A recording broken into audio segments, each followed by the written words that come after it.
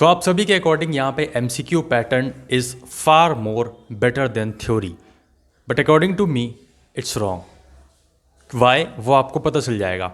मेरे लिए जो थ्योरी वाला पेपर है वो आपके लिए इजी पड़ेगा और थ्योरी वाले पेपर से आपको बहुत सारे फ़ायदे हो सकते हैं। सो क्या फ़ायदे हैं और 5 पॉइंट्स बात करूंगा, ऐसे आपको 5 पॉइंट्स बताऊंगा जिससे आप खुद ही डिफरेंशिएट कर पाओगे। ऐसा नहीं है कि मैं MCQ के पूरा मतलब डीमेरिट्स बताऊंगा या उसके कॉन्सिक्वेंस बताऊंगा, ऐसा नहीं है। मैं दोनों चीज़ बताऊंगा कि आपको थ्योरी में क्या चीज़ देखने को मिलती है और आपको जो MCQ है उसमें क्या देखने को मिलती है। सो चलिए स्टार्ट करते हैं। बाकी ये फिर पूरा सेशन आप देखिए पहले और फिर उसके बाद कमेंट करके बताइएगा कि अब आपकी क्या राय है, MCQ चाहते हैं आप या फिर थ्योरी। हालांकि चाहने से आपका कुछ नहीं होगा, वो तो यूनिवर्सिटी डिसाइड करेगी, बट यहाँ पे क्योंकि बहुत सारे स्टूडेंट्स का ऐसा आ रहा था कि MCQ होने चाहिए, MCQ होने चाहिए, तो कुछ मेरे अकॉर्डिंग उनकी मतलब जो थिंकिंग है वो मिल नहीं पाई। क्योंकि मेरा मानना है पर्सनली कि जो थ्योरी है वो बेटर है MCQ से, तो वो चीज़ मैं आपको बताना चाह रहा हूँ। और उन बच्चों को, उन स्टूडेंट्स को जो यहाँ पे सोच रहे हैं कि MCQ बेटर है, MCQ होना चाहिए, तो उनके लिए यहाँ पे मैं बताना चाह रहा हूँ कि क्यों वो बेटर नहीं है। बाकी सबकी अपनी चॉइस होती हैं। तो चलिए स्टार्ट करते हैं, फिर आप लोग कमेंट करके बताइएगा ज़रूर से कि अब आपको क्या लगता है। तो पहले आप यहाँ पे 5 पॉइंट्स देख लीजिए।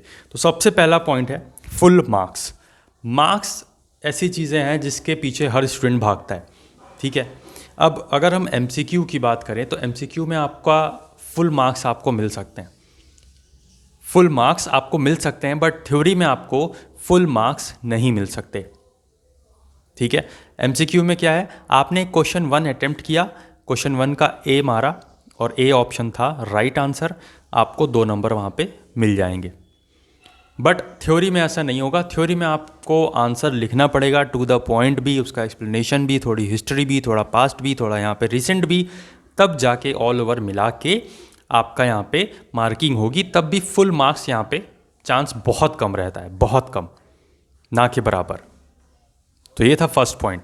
अभी आगे और सुनिए, सेकंड पॉइंट पे आते हैं कि आपका जो आंसर है वो एकदम मतलब करेक्ट होना चाहिए, करेक्ट आंसर होना चाहिए। ऑब्जेक्टिव टाइप या MCQ की बात करें तो करेक्ट आंसर का क्या मतलब, सपोज जैसे कि क्वेश्चन नंबर 1 है, उसका जैसे मैंने बताया कि A ऑप्शन करेक्ट आंसर है, आपने क्वेश्चन नंबर 1 का A टिक लगाया, उसमें ओवलिंग की, तो यहाँ पे करेक्ट आंसर हो जाएगा, आपको 2 नंबर मिल जाएंगे। बट अगर वो A ऑप्शन आपने तुक्का लगाया है तो वो 2 मार्क्स पूरे पूरे कट आउट, नहीं मिलेगा, उसमें एक भी मार्क्स नहीं मिलेगा। और वहीं अगर थ्योरी की बात करें, उसमें अब जैसे आपको कुछ क्वेश्चन आया है, व्हाट इज़ पार्लियामेंट या राइट अबाउट समथिंग पार्लियामेंट, है ना, तो आपको जैसे नहीं भी पता है कुछ, तब भी आप कुछ ना कुछ लिखने की कोशिश ज़रूर करोगे जितनी आपकी नॉलेज है। अब ऐसा तो है नहीं कि एकदम नल नॉलेज होगी, क्यों? क्योंकि यार जब आपने जैसे कोई सब्जेक्ट लिया है, पॉलिटिकल साइंस लिया है, केमिस्ट्री लिया है, या BCom लिया है, अकाउंट्स लिया है, कुछ भी लिया है, तो उसमें आपने पढ़ा होगा, कुछ क्लासेस की होगी, कुछ आप प्रिपेयर करके आए होगे घर से, तो आपको वो नॉलेज रहेगी उस टाइम, तो आप कहीं ना कहीं को रिलेट करके रिलेवेंट आंसर उससे लिख सकते हो। ये मैं थ्योरी की बात कर रहा हूँ। और थ्योरी में जब आप लिखोगे तो वहाँ जहाँ पे आपका जो MCQ था 2 नंबर पूरे पूरे कट रहे थे, यहाँ पे आपका पूरे नंबर नहीं, भले ही ना मिले, लेकिन ऐसा नहीं होगा कि पूरे पूरे 2 नंबर ही चले जाएं, आपको अटेंड करने का भी यहाँ पे नंबर मिलेगा। अगर आप थोड़ा बहुत भी इर्द गिर्द भी लिखते हो तो भी वहाँ पे मार्किंग होती है। तो ऐसा नहीं है कि यहाँ पे मार्क्स नहीं मिलेंगे। तो ये एक प्लस पॉइंट है थ्योरी का, फर्स्ट वन, इसीलिए मैं थ्योरी को प्रीफर करता हूँ, ठीक है। आई होप सो कि आपको भी ये चीज़ क्लियर हुई होगी। थर्ड पॉइंट पे आते हैं कि फ्यूचर के लिए यार देखो MCQ सही नहीं है। क्यों? क्योंकि बहुत सारे स्टूडेंट्स आप में से सिविल सर्विसेज में जाना चाहते हैं। डजेंट मैटर कि हाँ जो आपका प्री होता है सिविल सर्विसेज में या और भी एग्ज़ाम्स होते हैं उसमें भी MCQ आता है, ऑब्जेक्टिव आता है, बट जो और जब कुछ चीज़ें होती हैं जहाँ पे सेकंड, कुछ ऐसी पोस्ट होती हैं जहाँ पे सेकंड पेपर होता है और उसमें आपका रिटन मांगा जाता है, मतलब कि आपको थ्योरेटिकल कॉन्सेप्ट भी लिखना होता है, तो वहाँ पे आपका अभी की तैयारी, आपकी जो ग्रेजुएशन की तैयारी है वो भी काम आने वाली है, क्योंकि यहाँ से आपको आंसर राइटिंग की प्रैक्टिस हो जाएगी। ऐसे कई सारे पेपर्स होते हैं जहाँ पे आपकी राइटिंग स्किल्स देखी जाती है। तो अब ये चीज़ें देखिए क्या है कि ग्रेजुएशन लेवल पर ऐसा नहीं हो सकता कि आप टू द पॉइंट एकदम डिट्टो रट के जाओ और वहाँ पे चेप दो, ठीक है, आपको समझ के जाना होता है कि है क्या चीज़ें, पार्लियामेंट है तो क्या काम है उसका। आपने एक पूरा एकदम आउटलाइन ड्रॉ कर लिया अपने माइंड में, एंड देन आप गए वहाँ पे एग्ज़ाम में और आपने अपने वर्ड्स में लिखा। अपने वर्ड्स में लिखेंगे तो आप को रिलेट करके लिखते जाएंगे, और अगर आपने बुकिश लैंग्वेज लिखने की कोशिश की तो अगर आपने एक भी स्टेटमेंट मिस किया तो फिर वहाँ पे जो फ्लो है वो बिगड़ जाएगा। और ये चीज़ आप में से कई लोग प्रैक्टिस कर चुके होंगे और एक्सपीरियंस भी कर चुके होंगे। मैंने भी एक्सपीरियंस किया है, तभी से मैंने ये कॉन्सेप्ट अपना खुद बोला कि हाँ ऐसा रटना नहीं है, उसको समझ के जाइए, आप वहाँ पर पढ़ लीजिए। तो इसीलिए मैं आपको बोल रहा हूँ कि जो थ्योरी है इस पे अगर आप फोकस करोगे और इस पे वर्क करोगे तो it's very good for your future, ठीक है। इसमें आपकी रिटन स्किल्स भी जो हैं, राइटिंग स्किल्स जो हैं वो डेवलप होंगी धीरे धीरे, और आने वाले दिनों में जो भी आप हायर लेवल के एग्जाम्स दोगे, जहाँ पे आपका इवन हायर लेवल्स क्या, जैसे कि आप एमटीएस की बात करो ना, तो एमटीएस में भी सेकेंड पेपर होता है, ठीक है। तो उसमें भी आपका जो है लेटर वगैरह या फिर उसमें ऐसे वगैरह लिखने को बोलते हैं, तो उसमें क्या होता है, राइटिंग स्किल्स ही देखी जाती है, ठीक है। तो यहीं से आपका जो है राइटिंग स्किल्स भी डेवलप होता है, तो इसलिए जो थ्योरी है वो बेटर है एमसीक्यू से। नेक्स्ट यहाँ पे हम बात करें तो इजी टू अटेम्प्ट। अब जैसे आपको एमसीक्यू में देखें तो इजी होता है अटेम्प्ट करना। आपने देखा क्वेश्चन नंबर 1 का आंसर बी है, तो भाई ठीक है, मैंने ओएमआर उठाया, क्वेश्चन जो 1 था 1 के आगे मैंने बी बना दिया, मतलब क्वेश्चन 1 का आंसर बी, दैट्स इट, हो गया।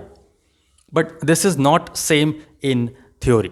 थ्योरी में आपका बहुत अलग है, उसमें आपको टाइम मैनेजमेंट करना पड़ता है, आपको देखना पड़ता है कि भाई अभी तो इतने घंटे बचे हैं, अब मेरे को इस आंसर को यहाँ पे वाइंड अप करना चाहिए, इसको फिनिश करना चाहिए, ताकि हम जो और क्वेश्चंस बचे हैं उसको अटेम्प्ट कर पाएँ, ठीक है। तो आपको समय का टाइम मैनेजमेंट करके तब यहाँ पे चलना पड़ता है। तो इसलिए थोड़ा सा यहाँ पे थ्योरी का थोड़ा सा बस वो होता है कि हाँ समय का बहुत ज़्यादा ख्याल रखना पड़ता है, जो कि आपको एमसीक्यू वाले में कम यहाँ पे ख्याल रखना पड़ता है टाइम का, ठीक है। तो आई होप सो कि ये पॉइंट भी आपको समझ में आया होगा। नेक्स्ट यहाँ पे बात करें तो चॉइसेस ऑलमोस्ट दोनों में ही रहती है, एमसीक्यू में भी रहती है और थ्योरी में भी रहती है। एमसीक्यू में हम बात करें तो आपके अगर 80 क्वेश्चंस आते हैं तो 40 करने होते हैं, 70 आते हैं तो 35 करने होते हैं, अभी तक का जो कॉन्सेप्ट चला आ रहा है पीछे से, अभी जो हाल ही में हुआ था। और अगर थ्योरी की बात करें तो आपका जो है यहाँ पे 5 क्वेश्चंस करने होते हैं 10 क्वेश्चंस में से, ठीक है। 5 questions you have to attempt out of 10 questions.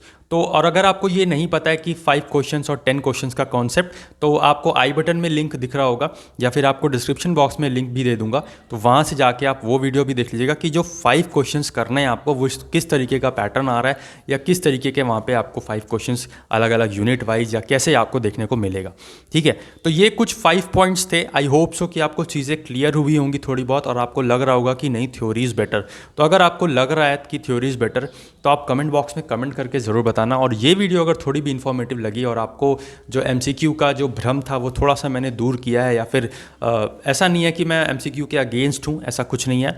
MCQ is also very good, मैंने आपको बताया भी कितना देना है, तो ये भी मैंने आपके लिए वीडियो बना रखी है कि आपको जो 5 क्वेश्चंस हैं आउट ऑफ 10 क्वेश्चंस, उनको कैसे आप बेस्ट तरीका क्या होगा, मेरी अप्रोच क्या रहती है उन 5 क्वेश्चंस को अटेंड करने के लिए 3 घंटे में, पूरे 3 घंटे में पूरे 5 क्वेश्चंस 10 में से। तो वो आप वीडियो ज़रूर देखिएगा, आई बटन या फिर आपको डिस्क्रिप्शन बॉक्स में लिंक भी दे दूंगा, सो वहाँ से आपको वो चीज़ें क्लियर भी हो जाएंगी कि आपको किस तरीके से पेपर अटेम्प्ट करना है, किस तरीके से आपको टाइम मैनेजमेंट करना है। बहरहाल ये वीडियो अगर थोड़ी भी इन्फॉर्मेटिव लगी हो तो उसको लाइक करके शेयर जरूर कर दीजिए, ताकि वो सभी स्टूडेंट्स यहाँ पे एमसीक्यू को सपोर्ट कर रहे हैं या फिर थ्योरी को सपोर्ट कर रहे हैं, तो उनको चीज़ें पता चल जाएँ कि हाँ दोनों में क्या प्रोज हैं और क्या कॉन्स हैं। मैंने दोनों चीज़ें बताने की कोशिश की, अगर आपको अच्छी लगी तो कमेंट बॉक्स में कमेंट करके भी ज़रूर बताइएगा।